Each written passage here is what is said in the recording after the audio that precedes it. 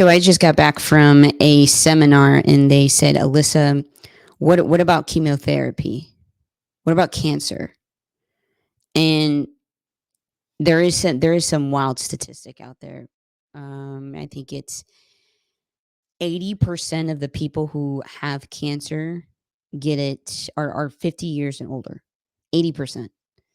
So with that statistic right there alone, a question you should be asking when entering into Medicare, or you're turning 65, or maybe you've had cancer before and you beat it, is, well, hey, what happens if I get cancer? So that's what we're going to talk about today.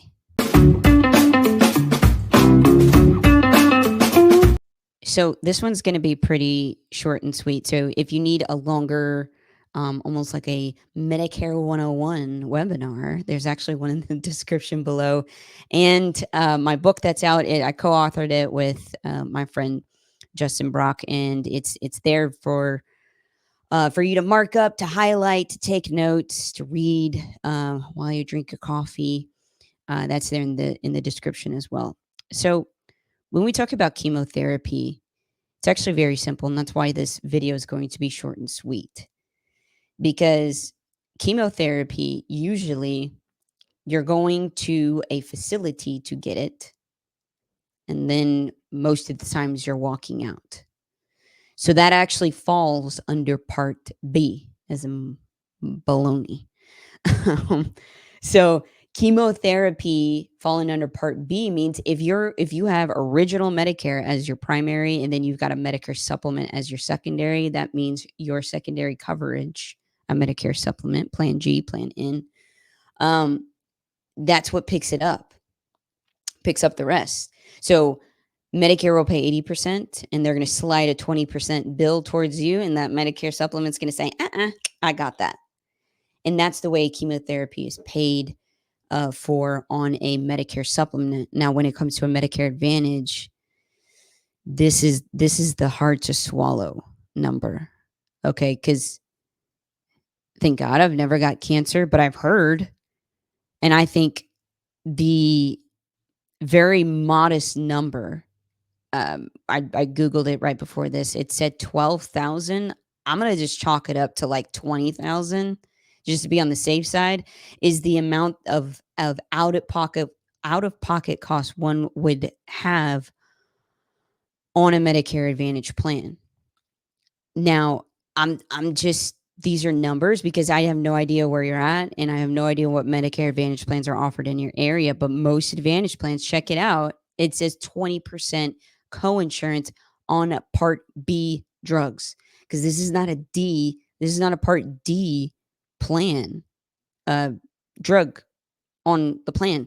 You're not going to go fill chemotherapy at the pharmacy. However, there are those, I guess they're kind of like smaller doses of chemo that you can fill at the pharmacy, which creates even more of an out-of-pocket cost for the beneficiary.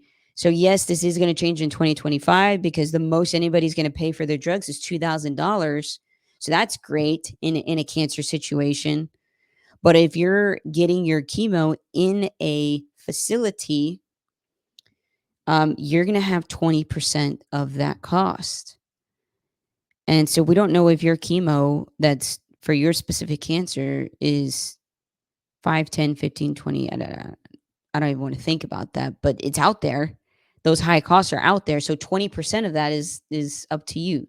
So how do we, so just going back, so cancer on a Medicare supplement is covered by a Medicare supplement more than a Medicare Advantage plan because of having original Medicare first and your Medicare supplement second.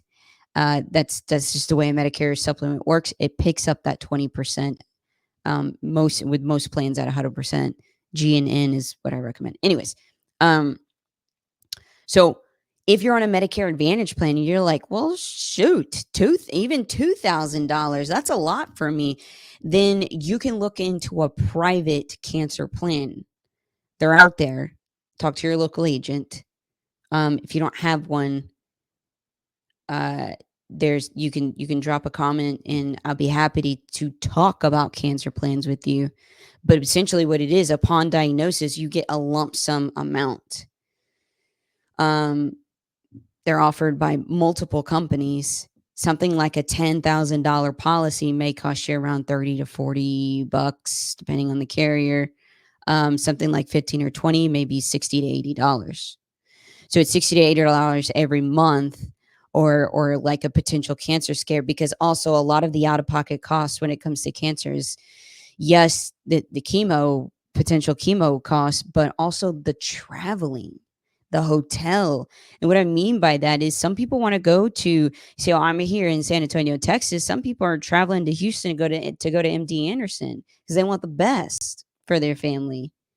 So you've got to pay for that. You got to pay for loss of work if you're still working.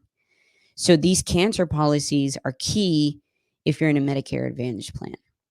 So that's my recommendation. But that is the way chemo works on both a Medicare supplement and a Medicare Advantage plan. So like, comment, subscribe. I would like a comment. If you've had cancer and you survived it, and just your experience around it, what helped you? What what do you wish you had? What do you wish you didn't have? I love that conversation. Comment below, and I'll see you in the next video.